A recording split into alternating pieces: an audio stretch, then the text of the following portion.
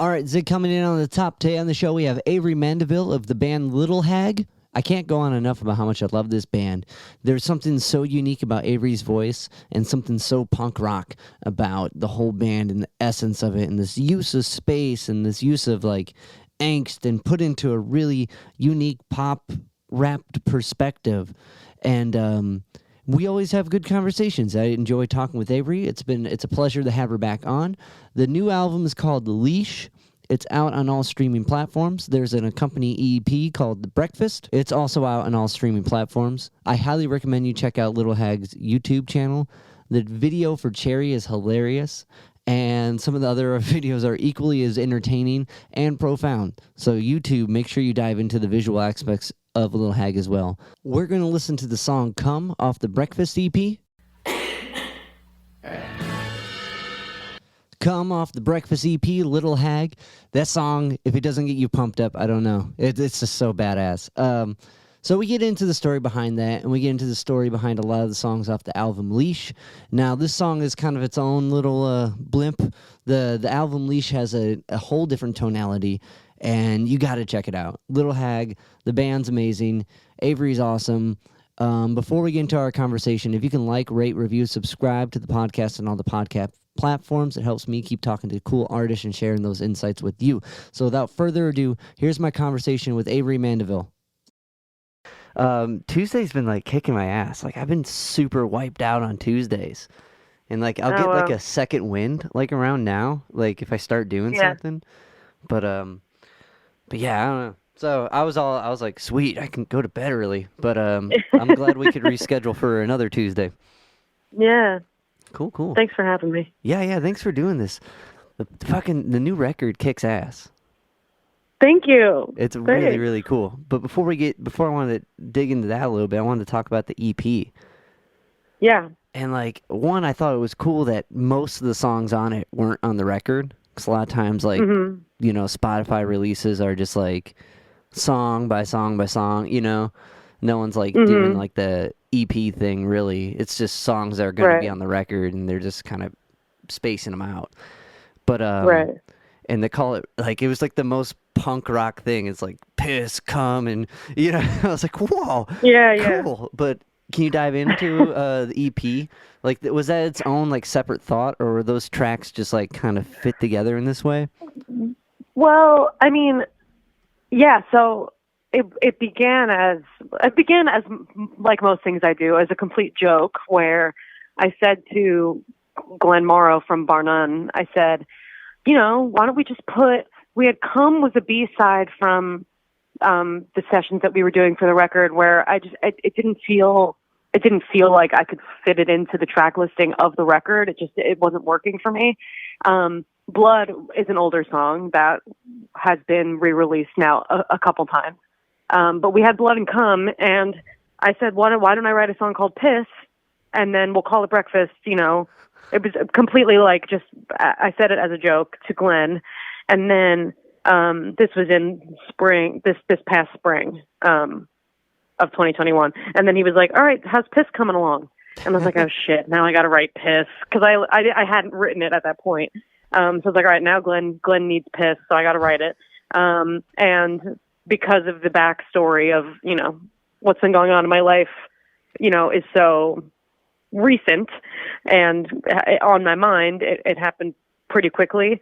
And the unofficial fifth member of Little Hag at this point is my boyfriend Dana, and he produced Piss. And then, yeah, we put all three together, and they belong together, you know, in their energy, I think. Definitely. And that became Breakfast. Yeah. Was it yeah, Piss is Piss is an interesting song. So yeah. With did Dana did he produce stuff on the last record, or did he like sorry. On the album Leash, he did the song Devil's Dishes, which is towards the end. That was one that I had sitting around that wasn't going to be on the record, and then when we cut Come, I was like, you know, we needed something else, so I recorded that with Dana as well. But yeah, we've been dating this past year-ish, a little more than that. So yeah, he's done a couple things for me in this time. But, Cool. It's because I was thinking with Piss It, like, it's just so funny. I was thinking the production on it kind of made me think of Tetris a little bit, and I don't know if that was because of the synth sounds on it, or if it was members behind the scene. Yeah, I mean, I think that's just sort of an energy that I'm into, like moving away a little more from like the strict rock 4-piece sound that we had been for such a long time. And yeah, I told Dana, I mean, I feel really lucky to have him on my team and have somebody that like him that just has an ear for things that are kind of outside of my scope.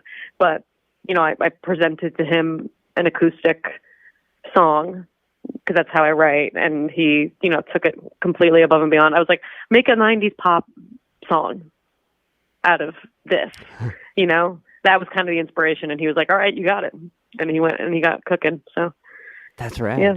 It's really cool too. Cause like when you can kind of like, as a songwriter, when you can kind of hear what you want, but you don't really know how to explain it. Like there should be banjo, and it's kind of like you just know that ghost of a sound's there, and to have someone else bring it out and do it right. Yeah, that's really, really cool. Yeah, that's never been my strong suit. Has never been, you know, anything in the studio process of like arranging and all that stuff. I feel very out of my element doing it because I'm just more of a songwriter.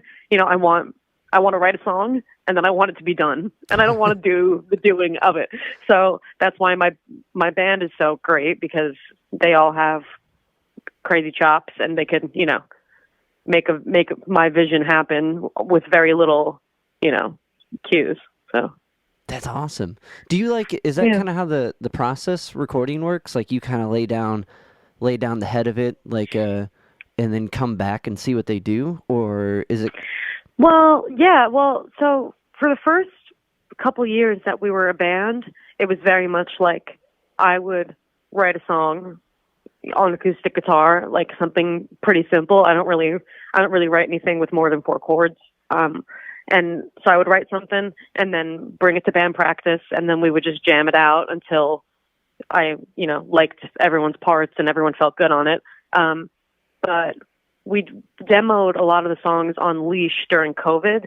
So I would record an acoustic to a click with the vocals and send it to my drummer. He would add drums, send it to my bass player, like that, down the line until we had a whole completed song. And I think that method wound up creating more interesting choices than we would have made if we were all in the room together, because, you know, he would send me the drum track and then my bass player would give me 3 different bass line options for it, you know, or something like that. And then, so it was collaborative with enough distance and space that everyone got to really sit with the songs and vibe, you know, figure out what the vibe was going to be separately of each other. And it was just very natural and easy working that way. And I think that's going to be, you know, probably our way going forward, just because it was so, you know, it worked so well for us. That's cool. And like, I don't know, sometimes like when you're in there, like I have trouble watching people mix stuff, because I'm like, you know, you'll watch the producer like turn down everything so they can bring up a tom or a snare or whatever, and like you start to kind of like, oh, don't do that. That doesn't sound good. You know what I mean? Like it's a little different when someone's writing a part, but when you kind of step away, let them do their thing, you're like, oh no, that's the coolest. Listen to the second take. Well, that's the coolest, and then it becomes like picking which flavor of ice cream to put on. And you're like, oh, I want them all. Right. Yeah, I mean, and this method works really well for us because we went into the studio with really solid demos that I had already thought about everybody's parts pretty thoroughly, which formerly we would kind of get in the studio and figure it out while there, which is not the most productive method, definitely. You definitely waste a lot of time, I think, doing it that way. So it was really cool to then, because now I knew what everything was going to be, we had more time to really hone in on tones and extra extra fun things that weren't already on the demo, which was most of like the piano and synth stuff that is going on Leash. That was, the more creative stuff that we did in studio. Yeah, I felt like this record, like, you have, I mean, I'm sure you've talked a lot about it, but your vocal approach, like with the synths and like the keys and the pads, like it felt like the band was like more in tune with you in this way. Like there was this kind of like a vibrato, and like the synth choices and like pad choices kind of like reflect that, especially in like the song Leash. Like the guitar part's very like it's that weird detuny effect. I don't know what that is, but that like that matches. It's like the band became in tune with you and followed that in a way. Yeah. I forget the name of that pedal, but that was when I was playing. I'm playing that part, and I was like, I don't know, guys, is this too like freaky? Like, is this too weird of a sound to be like the root of the song? Because that's throughout the whole track, that guitar is there. And that was both Dana and the producer, Eric Romero. They were like, nah, it's cool. Keep it, like lean into it. And then surely when everything got built around it, it wasn't so abrasive to me, But yeah, I don't know. It could be hard to like follow that weird. You want to do something weird or different, but you don't want to regret it, Right. Especially when you're in there doing studio time, you're like, oh, I'm paying for it, and you're like, I guess I gotta love it. But like, right. That's like, and especially when you're hearing just by itself, you know what I mean? Like, usually you don't see the whole picture until it's done. I don't know. At least I can't. Like, I'm not one of those people that can be like, oh yeah, like I can see 5 albums. It's going to be like this, and the narrative's going to. I wish I was. Like, I strive to be that person. Right. But yeah. So like, definitely with this. Now, did he work with you on the first record? No, we did. No, the last record. Well, we put out in 2020 a compilation LP of some mostly already released material, and that stuff had been done with my old label, Telegraph Hill Records. Okay. So, yeah, I had only started working with Eric for this new record. But we did a couple of those songs were going back. Like I did My Last Name with him. That was the first song that we ever did together, and that was more of like us testing the waters, like how. I knew him as a friend, but not as a producer. And I was like, I don't know how we're going to, let's just see what this is going to be like. And after doing that one song with him, we spent the whole day just doing that one song and mostly hanging out. And I was like, yeah, you're the guy. Nice. For me. So it's weird because that's like when you're tracking with someone, it's like they hear every breath you take, and like if you have someone that kind of is like, well, I don't know. Yeah, it's fine. You don't want to work with that guy. You want to work with the person that gets into it with you. Totally. And that's really one of my favorite things about Eric. I could talk about him all day, but he really knows when to hold him and when to fold him. Like, he'll give you the space to, if you're really jazzed about trying to figure out, a cool part or, a million harmonies or whatever. Like, he's like, all right, we'll take the time, trying to work on this thing. But he won't ever, he'll know when to call it and say, all right, we have other stuff to do.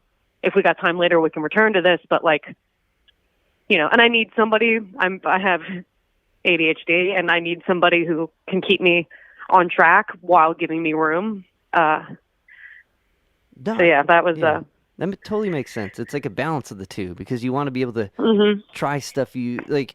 I don't know. That's the final cut, that's the final draft. And I don't know. Sometimes you get to rewrite the sentence a few times before you like send the email or whatever. But like, that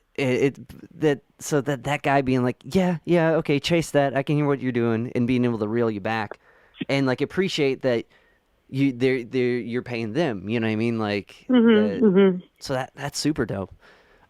Yeah. So kind of going back to Piss. Yeah.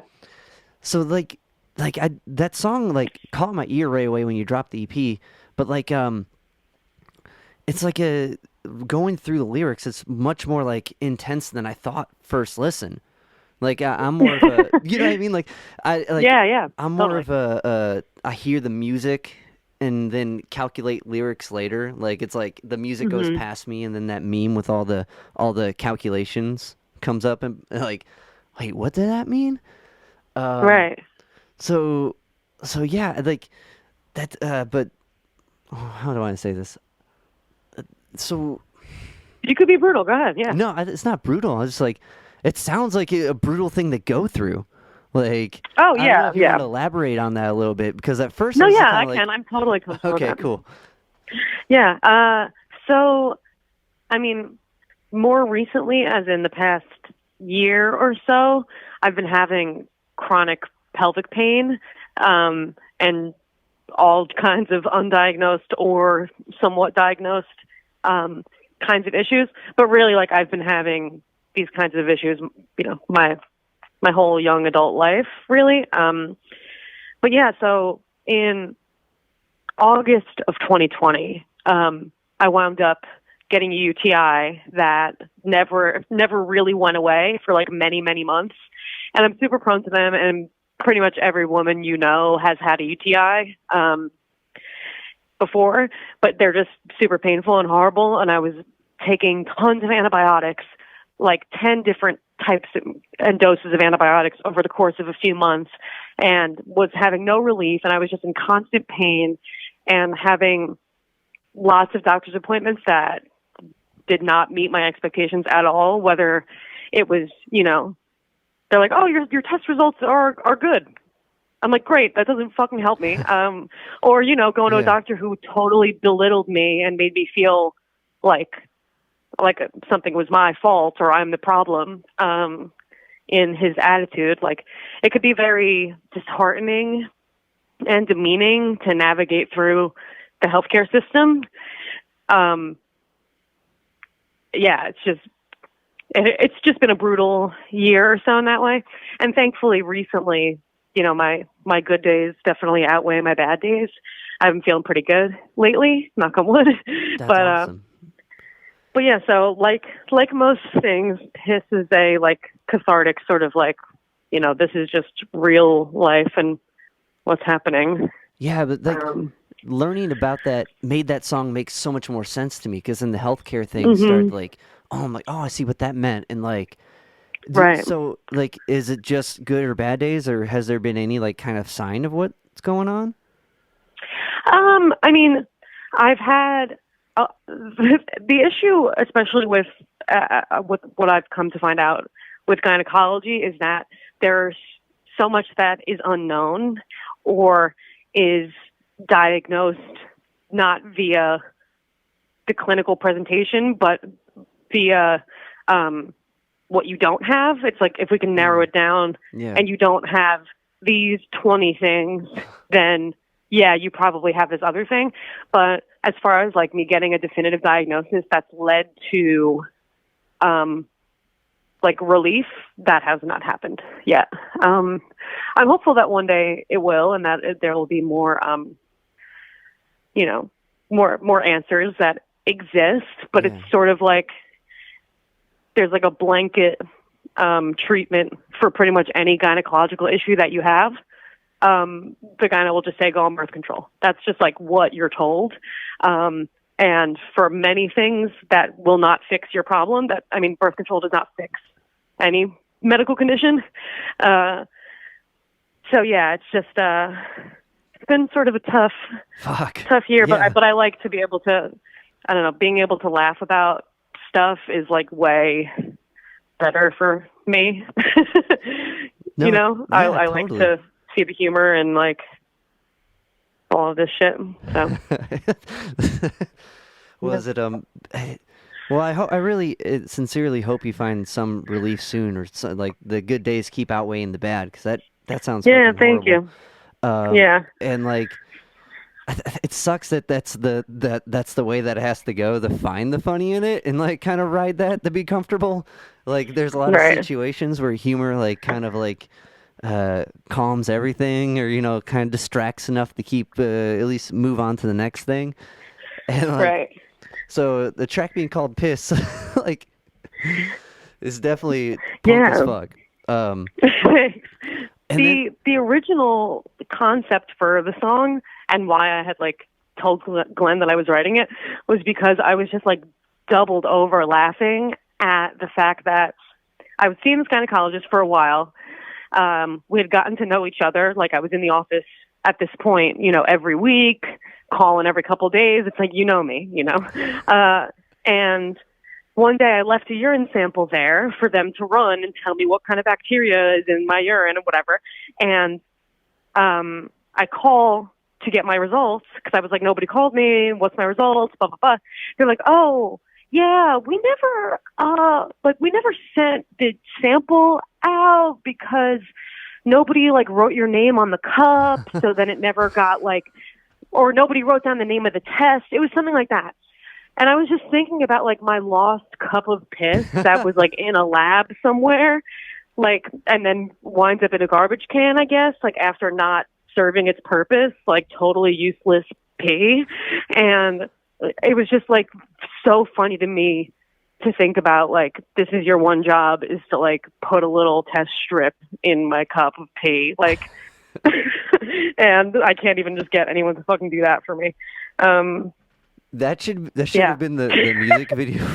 It's just this cup of pee going on all these adventures except for where it needs to be. Yep. Oh, yep, just like living its own life. Yeah. that was the cherry video. That I laughed out loud as soon as it got to the punchline of that video when it's the trash can.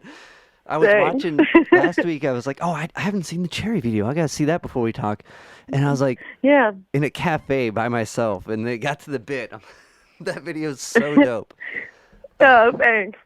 Yeah, that was not my idea, but I did love it. So that's why it wound up coming through. The guys that I worked on the video with, we were tossing back and forth. We had like in general, just locations and things in mind. Like we definitely wanted to shoot in this kind of sketchy love motel that was like in South Amboy. So like we knew we wanted to do something there, and it was going to kind of be like a love heartbreak thing, or like getting over your ex, because that's what the song is about. And the question was like, what's going to be the object of affection? Like what's this all going to be about? And that was just funny enough, I think, that, I mean, it was definitely like stupid as hell. And we were like, I don't know if this is like going to be, if this gag works for a whole video, like, is it funny enough to last? But then like, as ideas kept coming out, and then we had like the car, you know, the trash can driving the car, it was like absurd enough that it kept being funny. And then like at the like, well, what, it's just absurd, and like, oh, that ex was trash, and it's just right. You just start thinking about all the trash relationships you have, and then at the very end, with the twist at the end with the I don't know what you call that smaller garbage can. yeah. But the kind of lead to like, well, a different sexuality, is that where that was going? Because yeah. I mean, I think it's just like, you know, I have a type, and it's garbage.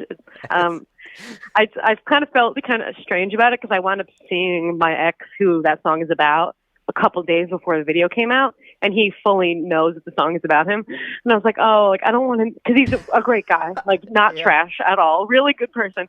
And I was like, oh God, like I kind of feel guilty. Like, do I preemptively say, hey, if you see the video, like, it's not like that. Like, do I try and beat him to it? Do I just not say anything? You know, I don't think I actually said anything to him about it, and it never came up. But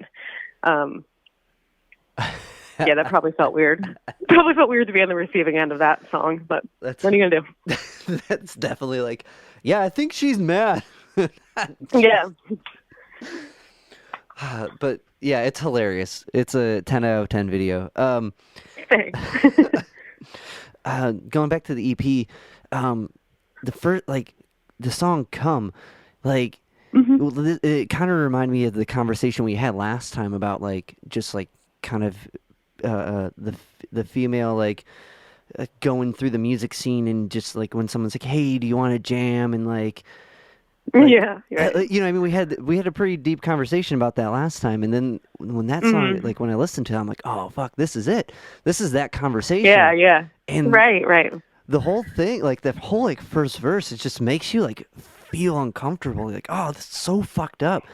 But then when you get to Yeah. the chorus, like that's like a 10 out of 10 of songwriting because I'm like, yeah, it just that's like the like the build up to the thing and then like punched in the face like I've been so Yeah. stoked showing that to people and watching them get uncomfortable Oh, listening to it and then hearing the payoff, which is the chorus. I don't know why I yeah. said it like that. The chorus. But Yeah. it's so epic and it's like, yeah, punch him. You feel like you punch him in the face. But Thank you. that Yeah. I one, mean, I'm yeah. sorry that happened. That sounds fucking No, horrible. it's all right. But that song is so kick ass. Thank you.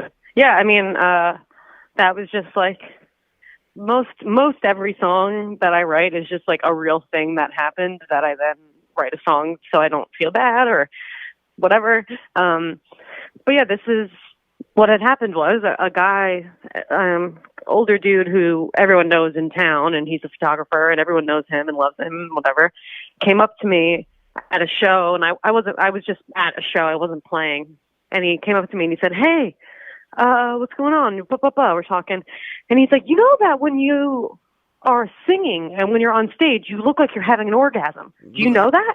Yeah. Ugh. And I was like, there was just so many levels to that. I was like, he's asking me if I know, like, and I do know, and yes, I do know. I've heard it before, and I was just like, yeah, I know. Like, I don't know what I'm supposed to say about this, but like the level of presumptuousness, Yeah. and I do think he's an all right guy. Like, I'm not, I don't hate the guy or anything. It was just like the level of unaware that like a middle-aged white man can be. Right. It knows no bounds, Just discomfort in that conversation. Like, it's, Right. yeah, like, just that first verse chorus is such a payoff. You're like, yeah, cool. So, Yeah, the first time I played it, I was playing at my friend's house. My buddy Mateo, he's in the band Still Hungry. Okay. They're an Asbury band, Still Hungry, and he used to be in the band Toy Cars. But I was playing a show at his house, and it was my first show after taking a little bit of a hiatus in 2019. It must have been 2019. Yeah, I took like a few months off because I was just, or no, maybe it was 2018. I took like 6 months of not playing shows because I was just like kind of in a rut, wanted to do a little more writing and not like, I don't know, yeah. was feeling a little down at the time. So this was my first show back, and I had just written that song and played it to a room full of people who had obviously never heard it. And their reaction to "I'm coming to knock out all your teeth" it was like, yeah! Everyone freaked out, which is so cool, like, for me to feel. And it was like a very warm and comforting experience to be in a room full of friends who were like literally cheering me on for my story. That's badass. Yeah. That's what that, when you listen to the recording, that's what you want to do. So they get that reaction live. Like, that's dope. Yeah. Yeah.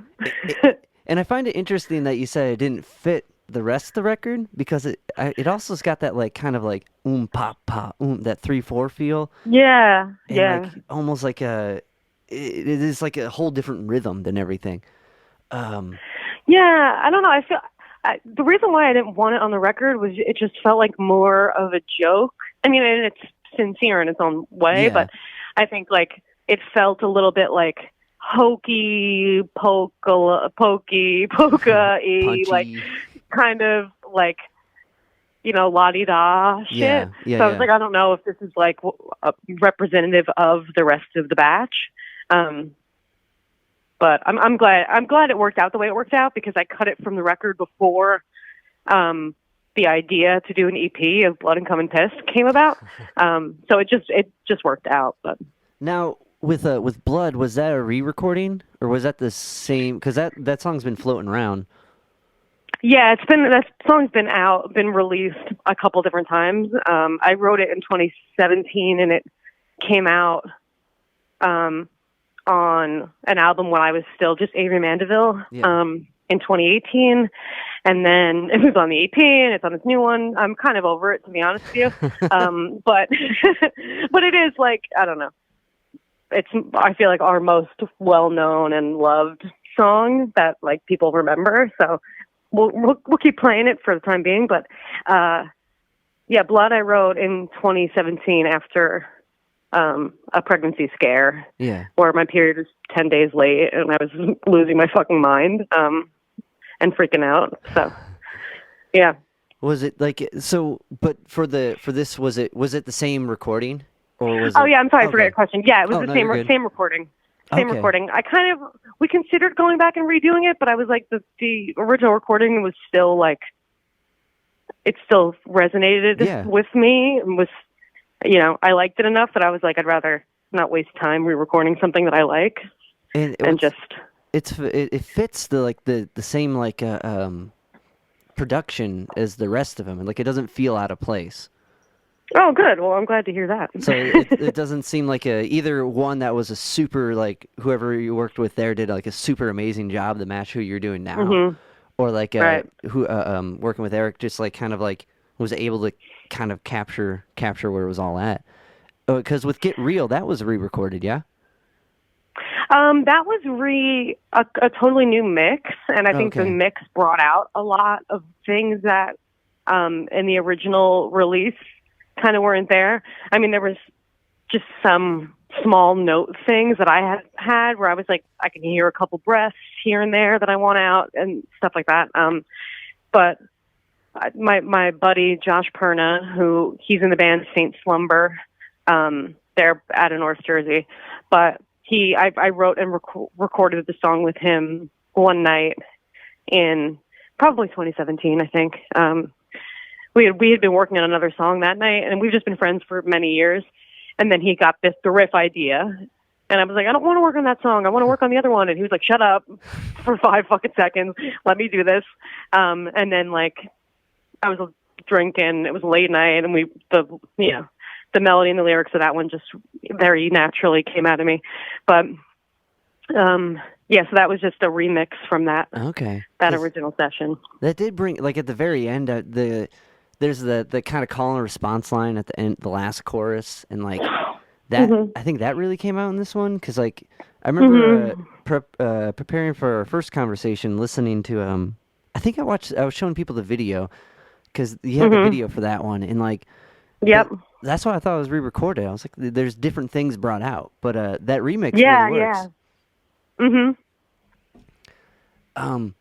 So like transitioning into the album, one thing I found I thought was really cool was Brass Knuckles. There's like that phone tag, like a voice memo. So is that kind of the writing process? Is like tracking like just bits when you get it, like little song seeds, or do you like sit down and like, write? Yeah. Well, most songs I would say kind of happen like that, and that was actually just the voice memo that I sang it into my phone when I was walking to my car in Asbury Park, beautiful Asbury Park, New Jersey. I was singing into my phone that, and then I forgot about it, and then I was looking through my voice memos and I found that, and I was sitting with my best friend and keyboard player Noah, and he was like, "Oh, you got to write a song around that. Just write that song." And it wound up being that what I sang into my phone and the key that the song is in is the same. Like it just, I sang something totally fucking random, and it just wound up matching what I wrote. Yeah. So I was like, I just want that in the beginning as like a little, I don't know, as a little intro tidbit, because when else are you going to have that? Like Right. I don't have something ready to use for in that way. For any other song. So, yeah. Do you have a key? Do you feel like does your voice have a key? Do you find like even like when you talk? Because I was thinking about this morning.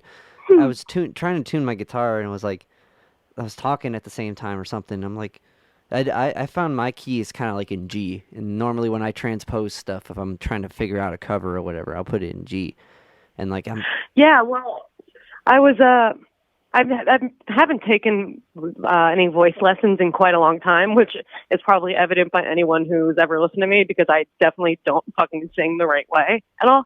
But I've taken lessons before I went on a tour a couple of years ago because I was like, oh shit, I'm going to be singing.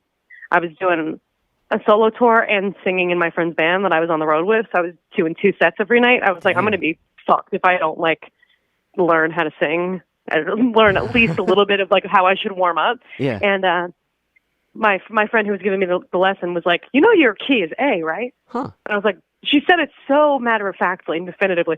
When we were, she was warming me up. She was like, oh, you know, your key is A, right? A. That's it for you. And I was like, okay.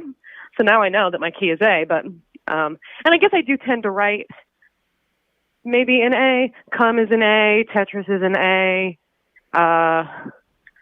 What else? Also, when I say a song is in A, I just mean the first chord is A. I don't know if that's right. I don't know fucking anything about music theory. That's why I have nerds in my band who know stuff, because I don't fucking know. My very talented guitar player, Matt Fernicola, who went to Berkeley for music theory, and when he gets going about some nerdy music shit, I tune entirely out. I'm like, dude, I have no idea what that means. Nobody knows what that means. He's like, oh yeah, it's the Lydian. I can't even fake it because I don't even know. Tritone substitution, He's like, yeah, right. That's so he knows more about the songs than I do, but well, I think as a songwriter in a way, like that's kind of good because like your main goal is to kind of convey, and like I think that there's key factors, and I guess pun intended with knowing your key. There's key factors that help you do that, like knowing your key and knowing where you can put your kind of emotional peaks and valleys just by like the limitations of your voice. Like that's kind of a big deal because as a music teacher, that's the one thing. Like you can get so caught up in the weeds and just how you said tune out, which is the opposite. You want to tune in, but like you can get so hyper focused on like things like that don't really help you convey yourself, but rather kind of make you get stuck on like a progression or a movement, a blink, like a few seconds of a song.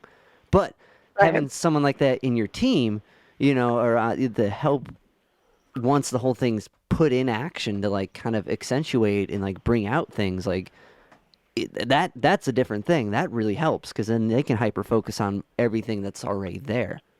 Does that make sense? Right. Like, yeah, totally. But okay, so A's the key. Like, it's like that makes it so easy though. At least knowing like because we all have like our weird cadences and voices. Like when we talk, like people recognize your voice on the phone or whatever, and like musically, it's like I don't know. I feel like when you first start playing out, you're like trying so hard to kind of like match what you hear on the record. You know what I mean? It's the beginning of that process of learning who you are and what you are. But knowing that that little bit makes it so much easier. What was the band you were singing with while you were doing your solo? I'm losing my words tonight. Solo act. Yeah, it's always been the same. So Little Hag is the same lineup as it was when it was. So I guess I've been playing solo since I was a teenager. So I was 15 or 16 maybe. And then we started playing together as a band when I was like 21. So that was like 2017-ish. No, that can't be right. I don't know the math. So, yeah, 22, something like that. But ever since those early band shows when I started, I stopped playing solo and started playing with the guys, it's been the same dudes. Well, you said you're singing 2 sets, like you were doing one with the band. Like, were you singing with another band? Oh, yeah. That was I was on the road with my buddy Mikey Frazier. He's based out of Virginia, and we've had just been friends for many years. And I was doing a tour with him where I was opening for him solo and then playing acoustic and doing harmonies in his band. Which was super fun because that's the only experience I've ever had being in somebody else's band and playing somebody else's music that wasn't mine, which was super cool for me because I kind of get at a certain point, I'm like sick of myself and I'm like, all right, this is like, I'm over me. I'm over being me for now. So being able to be creative with somebody else's stuff, was super cool for me. But yeah, that was the tour that I was, talking about. Okay. That's was it just by his first name, or did the band have a name, or? Yeah, it was just the Mike Frazier band. I call him Mikey, but I think all of his music online is Mike Frazier. Okay. Yeah. Yeah, it's interesting. It's interesting, kind of being in that, like, almost like in the theoretical spot, like when you're just kind of supporting. I was talking with a group called the Chewy Center out of Cleveland, and we were talking about how, like, someone who does like theater and sings like for like theater and opera and kind of classically trained, how they kind of like interpret. Most of what they do is in interpreting other works out of themselves, which is a whole nother like skill set and frame of mind, as opposed to like writing your own things and, how you said, kind of being you. Like, at least, when you're doing someone else's stuff, you can kind of step away and be like, I'm sick of whatever Mikey stuff. You know what I mean? Like, because it gets to be a way more weird mental game when you're like, I'm sick of myself. Because then you're like, I gotta write more. Yeah. That's all. The only reason I ever write music, honestly, is because I have a show to play, and I'm sick of all the shit that I have been playing up until then. I wrote Tetris the day that I was playing a drive-in show. It was like in a parking lot in Toms River, New Jersey, where everyone pulled up, and as in you're watching a drive-in movie and you listen through the radio. So everyone just stayed in their cars, and I was on a stage, and people were honking as applause, and it was like the weirdest but most amazing thing. And I wrote Tetris that day because I was just like, I need to play something different tonight. Like, I can't get up there and do my usual shit. So, yeah, I mean, I guess it's also kind of how I approach life in general, is with the procrastinator's attitude, because I need to like be kicked into doing stuff. That's it. Yeah.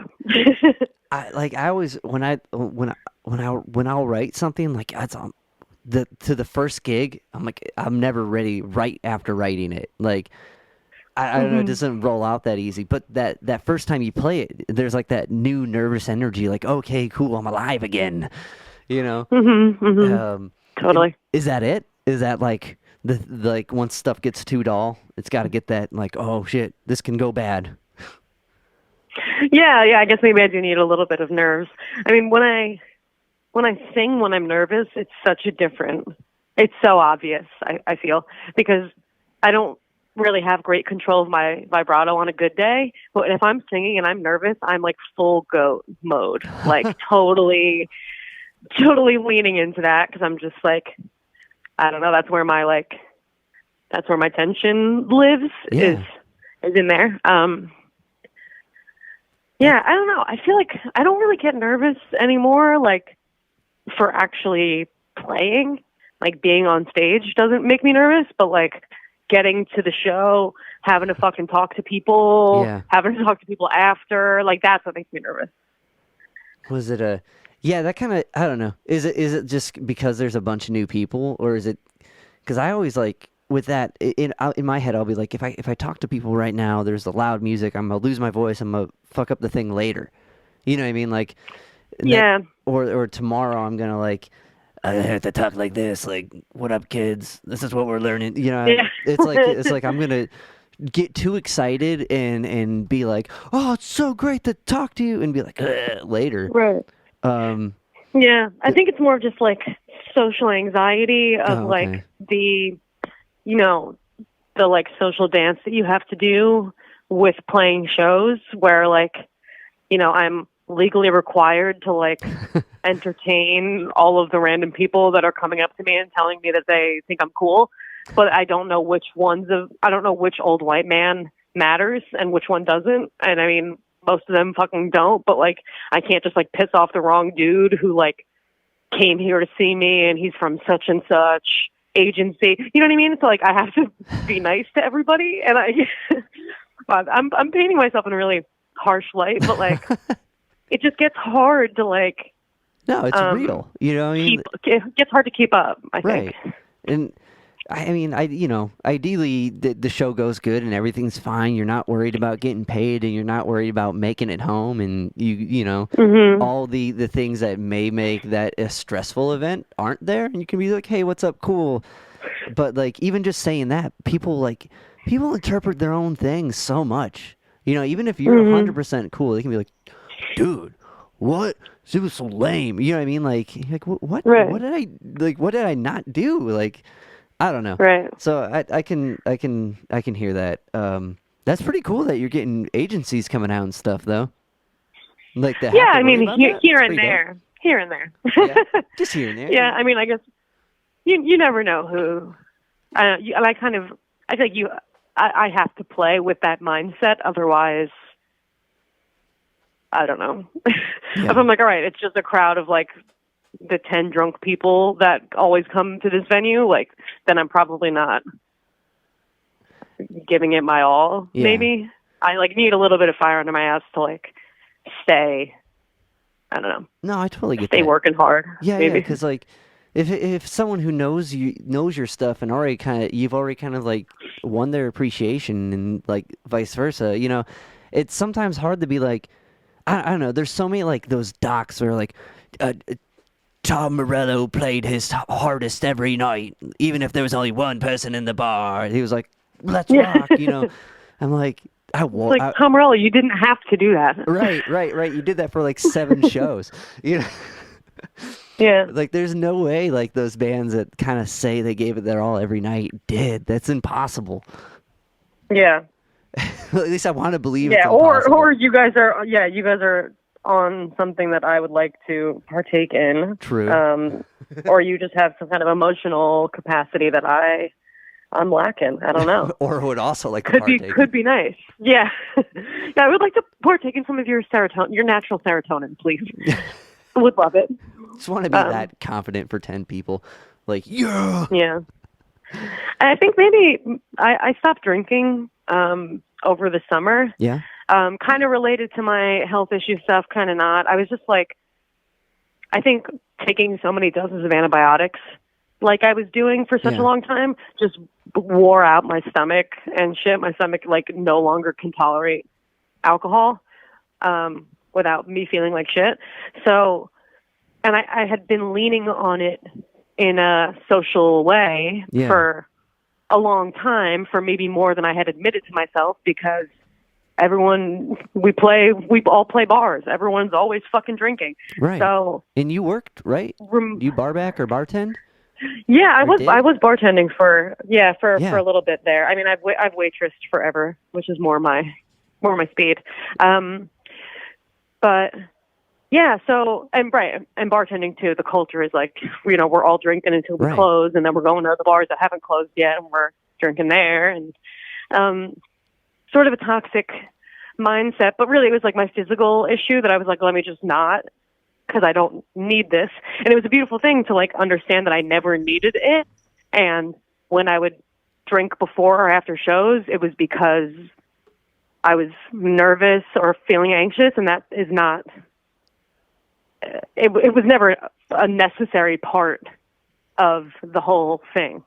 And like playing the past few shows that we've played since the summer, or a lot of shows, playing them stone cold sober has been definitely like a little strange, to like be so fully there. Yeah. But really rewarding, like, and cool. It's cool to know, like, if I mess up, it's because I suck. It's not because I, drank 3 White Claws like an idiot, No, I totally relate to that. Like, I've been in a weird situation because drinking's just never kind of been my thing. Like, I've been I'm not like straight edge where I like think it's bad. Like, but I've just I just don't drink. I don't do any drugs. I'm just like, to most people, not fun.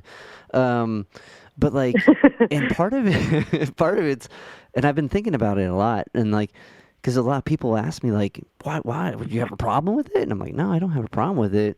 And you know what I mean? It's just like, I've always kind of wanted to own, and this is what I've come, I don't know if you can hear the crazy zoomy cat I have in the background.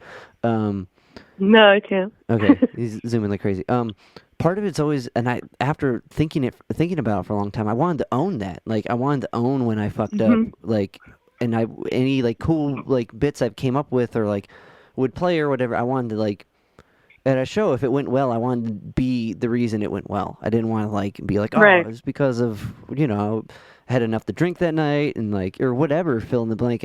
This is like from years of trying to figure it out, and I think that's what it's weird, like workaholic. That's because I did that. That was me. I am cool with it. Right. And like, Right. but it is rewarding, even like when you like failure or messing up is such a weird, sticky thing that so many people are so uncomfortable doing. And I don't know if it's because of the internet and like when you do it, someone can like relive your fuck up like a million times or something. But there's the like, and I noticed this like with working with kids, like everyone's terrified of making mistakes, and that's the only way you learn how to do things. And like, I don't know, there's something to being able to own your mistakes and kind of grow from it. Yeah. Yeah, I was just watching an interview with a bunch of actors and writers, and Bo Burnham was talking about like the process of writing the movie Eighth Grade and like what he was inspired by for that movie, which I don't know if you saw it, but it was phenomenal. And he was talking about how like kids today are growing up on the internet, obviously, and living their mistakes very publicly and attempting to create like a facade of who they think they're supposed to be because of what media is representing them as or what they aspire to be. And it's very like fake, and people are trying to, it's like specifically younger people, like their struggle to be their true self when they don't know what that is yet. Yeah.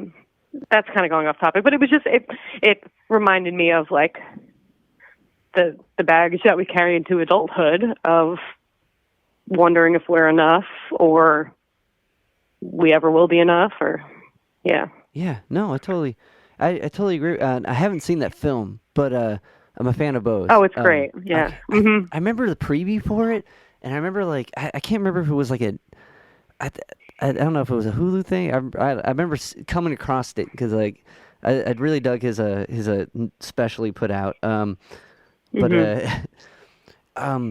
yeah, no, that's like it's weird because it's right there and it's really hard to escape, and we're so afraid to do it. And like there's like this like almost zen like beauty of just owning when you fuck up, because you can move from it and learn from it.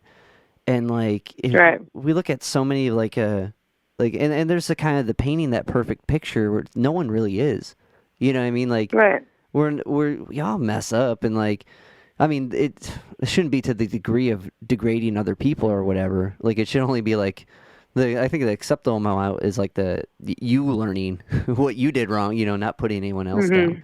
Because I don't want that to be like an excuse for someone to be like, "Well, I just learned how to not make fun of you." Like, yeah, okay, cool. But I don't know. It's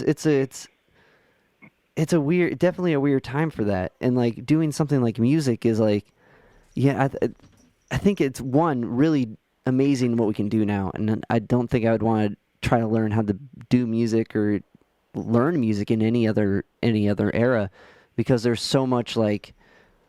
In your phone, like how do you do that lick? Even like how does that accordion lick go? There's probably someone showing you how to play the doors on the accordion or whatever. Right. May have looked that up. But yeah, it's supposed to trying to figure it out with a record for hours and hours and hours. Like we can speed up that process, and that's why like so many kids are like shredding. But like so there's so it's the blessing and the curse of having access to the internet, because Bless Sorry. you. Thank you. Because you can technically know anything. And what you were just saying just reminded me of Dana so much, because he is the epitome of like, I mean, not this is definitely not his motto or anything. He's never said this, but to me, his like work ethic is like, there is nothing that you can't know or do. Like, everything can be learned. And that's why he's a self-taught producer and writer and multi-instrumentalist and, filmmaker and video editor and graphic designer. Like, he does all this shit because if he doesn't know how to do something, he'll fucking watch YouTube videos until he knows how to do it, Yeah. Yeah. And it's just very inspiring to me, because I'm not really that way. I'm like, all right, if I don't know it, I don't know it, and I guess I'm never going to know it. rather than putting in the work. But yeah. But it's important to have homies like that in your life. You know what I mean? And like, Yeah. because to have the guy that figures it out, or the girl that figures it out, and just like inspires you to be like, yeah, I can try to do that. You know what I mean? Like, we need the go-getters in our life to make us want to do that, because I think everyone's kind of like totally coasting in that. It takes like a real like sharp poke to make someone want to figure that out, and like that's a 10 out of 10 philosophy, because we can totally figure with YouTube. It's countless. You can learn how to run a Christmas tree business. May have not looked that up, which is a weird business. I don't get it, but there's there is a way, and like, I don't know, like, but there's also on the opposite end of that, kind of like where you're at, like, maybe I can't do that, but also I know someone who can. Like, it's like also the internet, and maybe this is just personally where I'm falling, like, gives you every opportunity to become something or learn something. Like, you can be the guitar guy and the video editor and all this, but it takes a lot of time and mental space where, like, I could be focusing on writing songs, or I could, like, edit this video, but I also got someone who's really good at editing videos. So it's like a weird time where, like, you can be the Renaissance, like, Ian Mackay, like, do it yourself, like, a power engine, but you can also like work with the people you have to help you with that. And I personally find that balance really hard. Like, I'm always like, I'll try to figure it out. But like, I have a friend who's been doing that their whole life. I don't know. So I think, like, between your two philosophies, there's like a through line of both the yin and yang of it. Do you find that? Yeah, definitely. I mean, That's I'm a just question. like, no, I'm just thinking about like how much I am the other end of that spectrum, where I'm like, somebody else can fucking do it. And I'm very lucky to have an amazing boyfriend who will do the things that I need, as well as like the rest of my band are just very like willing to. I mean, a lot of the work that I put in is not like cool. It's just like, the industry shit where I have to like email a bunch of motherfuckers and like try and book stuff, and do you do all the show bookings? Keeping up with social media and all that. Yeah, I mean, I do the show booking, which is why we don't really do many cool shows, because it's so fucking hard. It's so hard. Yeah, it's hard. Yeah. And it's also I'm not at all fucking interested. I mean, I don't think any artist, and no artist is like, my favorite thing about music is booking. No one's ever fucking said that, but I think some people maybe have more of a knack for it. Until I can hire somebody to do that for me, it's on my plate, I guess, as well as like the other shit that I don't want to do. But how it goes. Yeah, but there's the balance of it, and like that's so hard, because like, one, I'm very inspired knowing that someone who's signed and as talented as you and your band is, that you still have to do your own booking, because I don't feel as bad about doing my own booking. And I was like, yes, it's a thing. It doesn't just pan out. You have to work at it, which I don't know why I'm excited about that, because it still sounds like it'll be forever challenging. But the know that, because it sucks. It's a total different mindset, and it's a total different lingo, and like, I mean, maybe it's easier being kind of like the figurehead of the group, like people respond to you more. Mm-hmm. But also, being that, it's also hard to be like, yeah, we need this and we need this night, or we can't do. You know what I mean? Like, I find it hard to list demands. I'm just not good at it. Yeah. Yeah, I'm definitely like, yeah, can we get paid a little bit? Thanks. I mean, I think I'm at my ballsiest, definitely, on stage and in music, because I'm not ballsy in life, really, at all. Like, I like talk a big fucking game and like get real and stuff, and then when it comes down to it, I'm like, oh, this is like less than you said that you were going to pay us. Cool. Yeah, no, it's fine. Bye. Did you like it? Okay, we'll come back. Yeah. Yeah. There's a certain hype behind it. You know what I mean? There's a hype behind the music and on stage. Yeah, I mean, it's like, right, it's like this is the place where I get to be the person that I wish that I was, I guess, all the time, you know? But it's the other night we played, sorry to cut you off. Oh, no, the other night we played a show where I impromptu definitely did not plan it, but it just felt right. I was fucking sweating my ass off, and I just took my pants off. And I was like, this feels good. But like, name another scenario in which that's acceptable. Yeah, no, there's only none. It's only there. Right. Yeah, and everyone probably cheered you on the whole time. Like, yeah, it rocked. It was great. I mean, no one's ever going to say no. If I was a dude, it would probably be like, okay, never mind. Let him on. Put him back on. But it's weird. Yeah, I don't know. If you're a dude, they'd be, take off your shirt. You're like, why? Why do you want this? Yeah. You don't want this. It's just you're trying to feel less awkward and shout something that's not Freebird. Like, yeah. Oh my God, dude, I was at a fucking show. My favorite band, I guarantee that we talked about this last time, because it's my only personality trait is the fact that I love Spoon. But I saw Spoon a couple months ago now, and sick. there was a dude standing in front of me shouting Freebird like the whole set at the Spoon show. I was like, get the fuck out of here. Like, Spoon fans don't behave this way. I don't know what your fucking problem is, but this is embarrassing.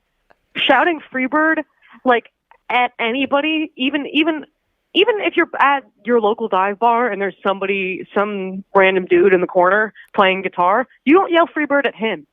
So why are you yelling Freebird at this band, like at this theater that we're at? I don't know. Like, they're not. Do they sound like they're gonna do Freebird? They just stop their whole thing. Right. We're gonna dedicate this next 20-minute set to fulfilling that one guy's goofy request. Right. I mean, obviously, it's just like, I know, Freebird has become like the punchline. I think you said it. It's like this like filler word for when I don't have anything else to say. I'm socially allowed to say Freebird whenever, as loud as I want, whenever I want. It's one of the words that I'm allowed to say. Like, but it's meaningless. Right. It's so fucking meaningless. One, in apathy, I doubt they heard you. If they did, like, good on them. Like, right. I guess I've never really thought about the politics of Freebird. Well, but let's get into it. There's a lot there. There is a lot going on. One, it takes up a lot of airtime. It's like a 10-minute song, and like, if you think about all the other songs, like if we're a radio station and we decide to play Freebird, that's like 4 other songs, and right. And it doesn't really progress much. You know, you really got one dynamic, which is it builds up really quick and then stops. And like this, right. I mean, and it's not even people who are requesting, if we could even call it requesting, people who are shouting about it aren't or they're not necessarily fans of the song. Right. You know, I don't think it has anything to do with that. It's just like, I don't know. Where did this start? We got to look at. I'll look into it. That'd be. I need that history, but that would be a good. That for our. We'll do a follow up with the next album and see who figures this out. Yeah. Because like, one, if you're at another band's concert shouting Freebird, you're clearly not a fan of the band that's playing because you're requesting another song. And two. Yeah. You know what? I'm gonna actually. I have some buddies of mine. They have a podcast called Turn It Down. Yeah. About and every episode is a deep dive into a bad song, you know, or like a song that shouldn't have gotten as popular as it did, or something like different kind of cultural phenomena type of songs. Yeah. They recently did the Crazy Frog song. Okay. And really, I mean, there's a really fascinating history behind it that I would have absolutely never known. But anyway, I'm going to stick them on the Freebird deep dive because I would like to know. Yeah, that would be. I would like to know more. Yeah, me too. Let's both be guests on their podcast. Yeah, all right, we'll be guests on it. We'll be guests on it. Yeah, right, no, I'm sure they'll be in. You heard it here. Some random dude from Cleveland. And Avery I'm from gonna let's make them. this happen. That would be a blast. I'd be so into that. Yeah, all right. But what was it like seeing? Was that your first time seeing Spoon? Oh no, I've seen them a million times. Yeah, I've seen them a whole bunch. This was definitely the first time since COVID, obviously. That's like my only real goal as a musician is to open for Spoon. It doesn't even have to be a tour, just a one-off thing would be enough. Like if I could just open for Spoon, then I will finally quit. I'm done. I've been looking for my out for a really long time. So I just need to fulfill this one goal, and then I'm out of everybody's fucking hair. And you don't have to hear about all my weird shit. You could just live your nice life, and you don't have to fucking think about this. Yeah. We can all retire. We can all go home. I'm sorry. I feel like every time we have a conversation, I wind up off the rails. But it's just because, like, this is what this whole thing's about. Yeah. Like, the reason I started doing this is to share the persona of who I'm talking with, and like, this is it. Like, but you know, do you really feel like if you opened for Spoon, you would retire? Would that actually be? Is it a bit, or would you actually be able to like, maybe not retire, but step back? You know what I mean? Yeah. Well, This is no secret to anybody who knows me, but I find being in the music industry in any capacity really exhausting and disheartening, and I'm pretty fucking jaded at this point, like because it's unfair and it's useless, but I definitely compare myself to people who are just in a different place in their career or life, or people that I don't really even know that well, who have better connections than I have, or have more money than I have, or have, whatever the fuck. And that's why I think I joke so much about quitting, because like, I do feel like continuing to have a quote unquote music career is not sustainable at all for like any of the people that are in my immediate circle that are doing it. Like, we're all just struggling. And at a certain point, it's like this sunk cost fallacy thing where I'm like, but I've already put in fucking, how many years now have I been playing? 10, 11 years, so I can't just stop now. Like I got to keep fucking going. I've already done XYZ thing, and I'm doing so much better than I thought I ever would have. So I have to keep going. But it's like, at some point, unless I start actually making money, I can't just like keep doing this. Right. So short answer is I'm not actually gonna quit if we get to open for Spoon, because if we get to open for Spoon, then I might be making money. But I don't know. There's also something tempting about it as well. Right. No, that totally makes sense. Like, it's like one, like I think like it's one of those things where you can't really see through the forest or whatever, that the analogy when you focus kind of on the tree and you don't really see the forest. It's kind of like when you're in the weeds of it and you're hustling all the time, it just seems endless. Because as soon as like you put so much work into one record. And especially now with streaming, after you dish it out, it's kind of like, cool, start over. You know what I mean? And like, it makes it feel like it's disposable in a way, but it's not. You know what I mean? These are like artifacts of your life and artifacts of your emotion and like emotional conveyance and what you want to share and moments with your group and like, you know what I mean? They're prominent, powerful things in your life, and to think that like, okay, well, that's next track. I didn't really like that one. You know what I mean? Like, to think that it's kind of disposable in a way is very disheartening. And like with the Right. turnover of like digital media, you're like, fuck, this really is endless. But like it, like with, I feel like with your music, like, and with like any other like great artist, it's kind of like it just takes a while for everyone else to catch up.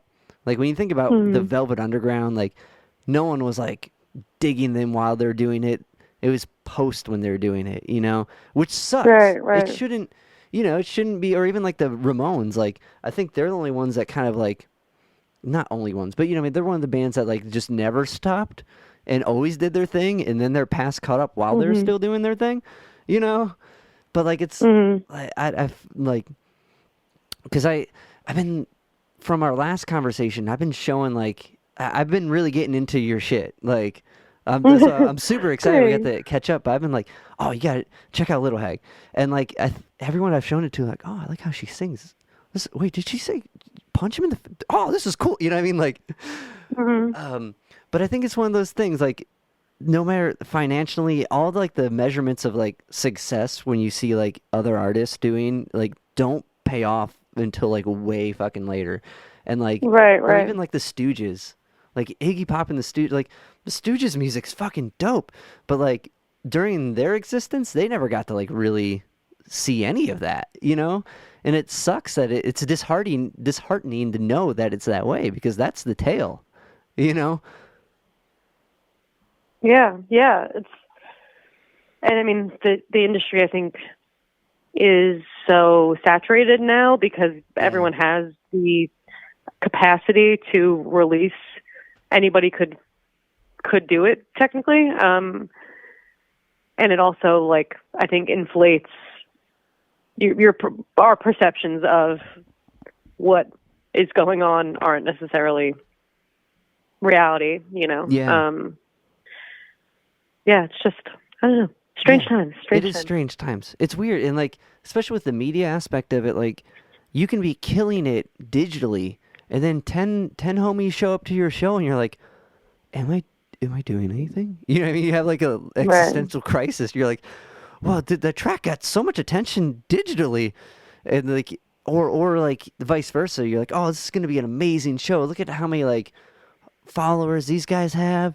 It's gonna be such a cool Mhm. trade off." And like six of their friends show up. And you're like, "What's going on?" Right. Um, I don't know if you experience like that angle of things, like putting together shows. Like, I mean, imagine now that because of COVID, you're not really traveling too far.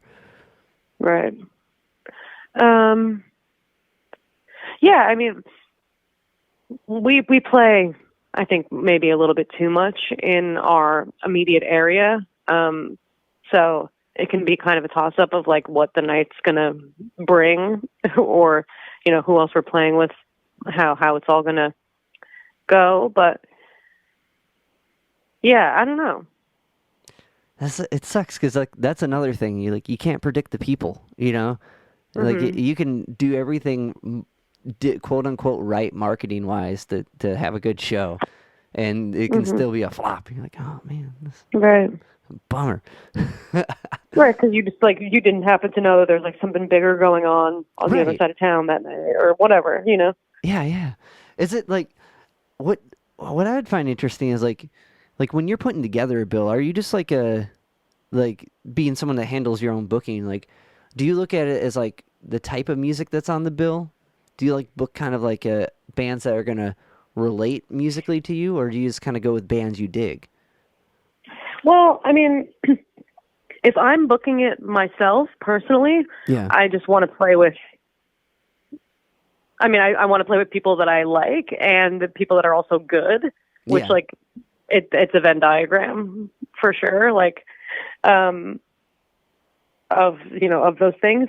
But lately, we get asked to play with our buddies, locally or in the tri-state area, and it's like if the show seems like it's in a place that we've never played before or it's with bands we've never played with before, I'm more inclined to say yes, just because it's like there's no excuse. Like we might as well have a new experience and a new type of opportunity. And Yeah, but mostly it's like people asking us to hop on their bills kind of thing. Okay. That's Yeah. that's good. Is it like a I don't know, sometimes like that gets to be too much too, especially if you're doing like the same area, and then they want you to do Yeah, this whole yeah, it promo definitely thing. does. Right. And I mean, I'm just grateful that like we never had our pay to play era, like that Nice. thankfully Yeah. somewhat we avoided it. Just because I've been doing it for so long solo that I know enough people that it's like I don't have to deal with that really. It's the worst feeling. But, Those yeah. because you're begging everyone to come see you. Like not you, but they put you the venues like certain venues do that. They put you in this position where you're begging people to come see you, and then they have to go there and you're like, all right, let's have a good time. You're like the friend that's dragging the other friend to the thing they kind of want to go to, and you're like, what do you mean you don't want to go see Ghostbusters 3? Like, I don't like Ghostbusters, dude. This whole thing sucks. Like, Yeah. God, and you're trying to just have a good time, and I don't know. I've had to do quite a few of those, but I just always gave in and never sold anything. But I know like some venues like where you're at, you really have to, right? Like, what's the one Bruce Springsteen played at all the time in Ashbury? Pony or whatever. Yeah. I heard that. I can't remember who I was talking to, but they were telling me it was pretty much like pay to play for the first like umpteen times you're there. We played that a couple times, and it wasn't Okay. that way. But I know they do all sorts of like,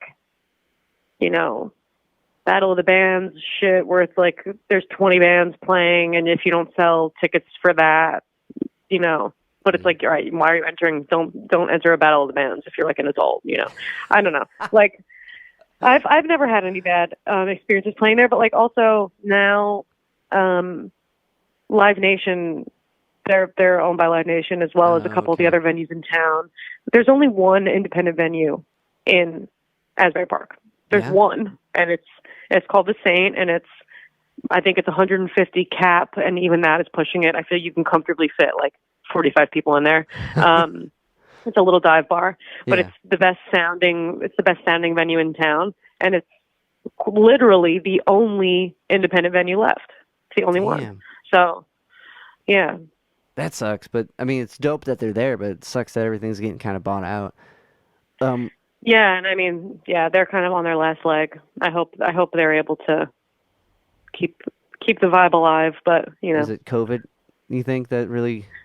Yeah, and even before COVID, they've been kind of not doing great. They've gotten like GoFundMe bailouts a couple times because they were out of money or they were going to have to sell or something. But they're like the local institution of like, this is the beloved place that everyone loves, at least in my experience. But you either love it or you hate it, I guess. But yeah, fingers crossed they keep going. Fuck. Yeah, I mean, that's how I feel. So are you guys thinking? Is there any like thought of recording or writing anything new so far? Or, I mean, I have Sorry. Yeah, no, it's okay. Sorry. Yeah, I have a couple things that are cooking.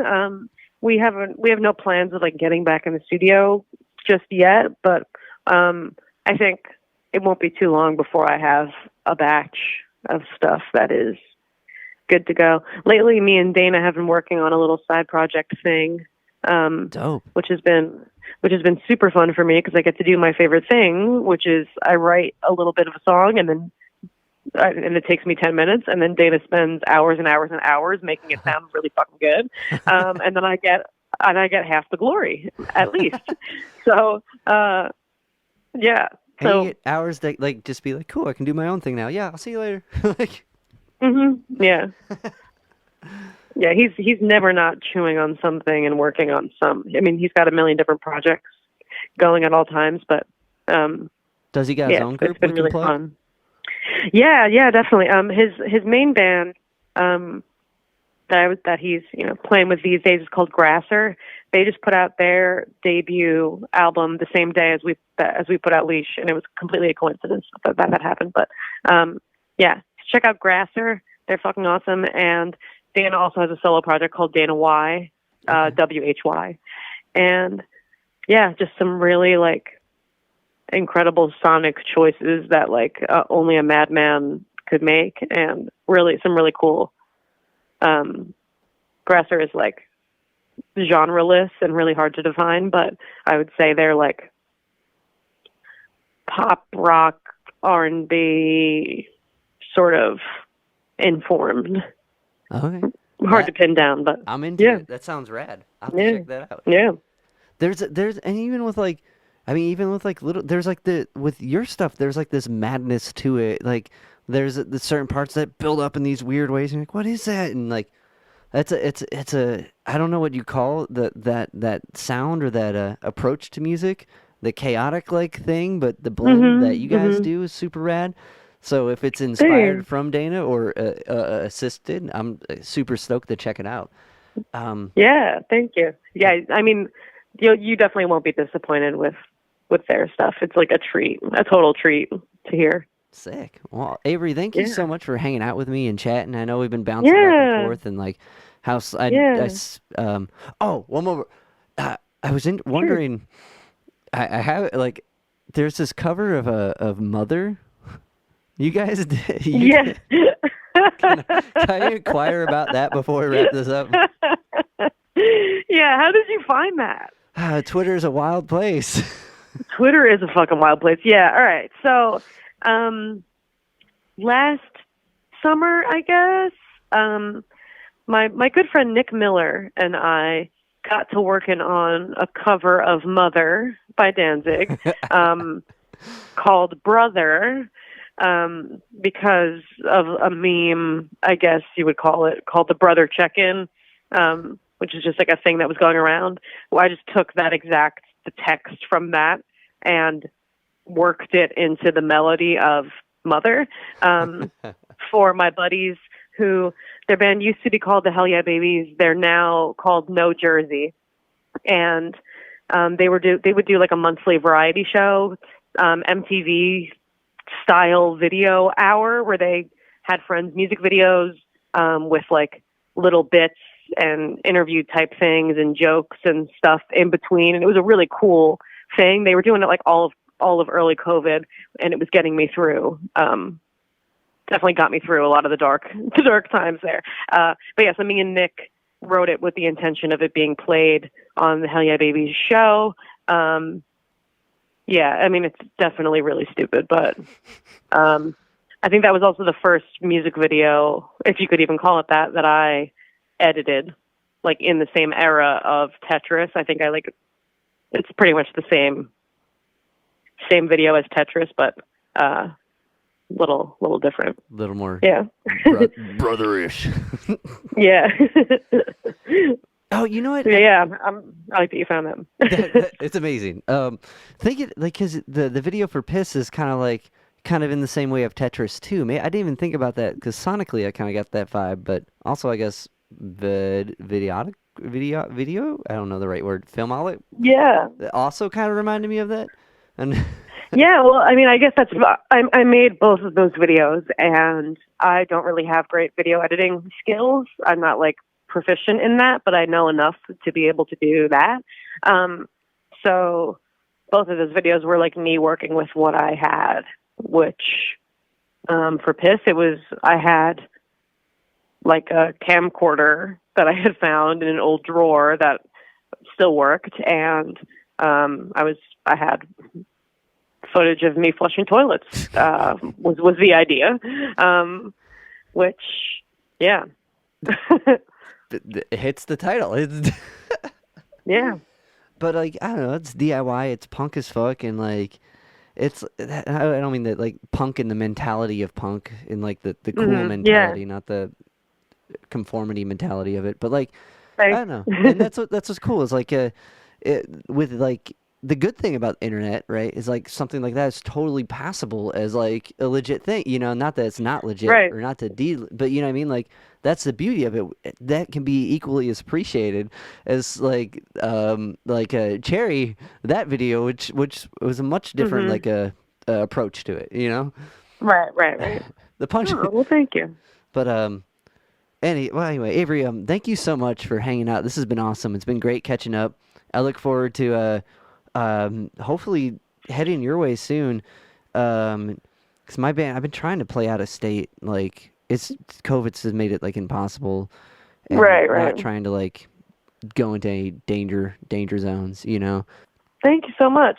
Yeah, I hope I get to see you Yeah, in the nearish future. Either way. that'd be dope. Anytime you're coming to Cleveland, Yeah. you know, shoot me I can hook up something here. But anywho, awesome, Avery. Well, thank you so much. I appreciate your time and I just appreciate reaching you. out. Thanks for always hitting me with insightful questions and listening and such. For sure. All right, I'll let you go. Thanks, Avery. Have a good one. Thanks so much. Nice to talk to you. Yeah. Bye.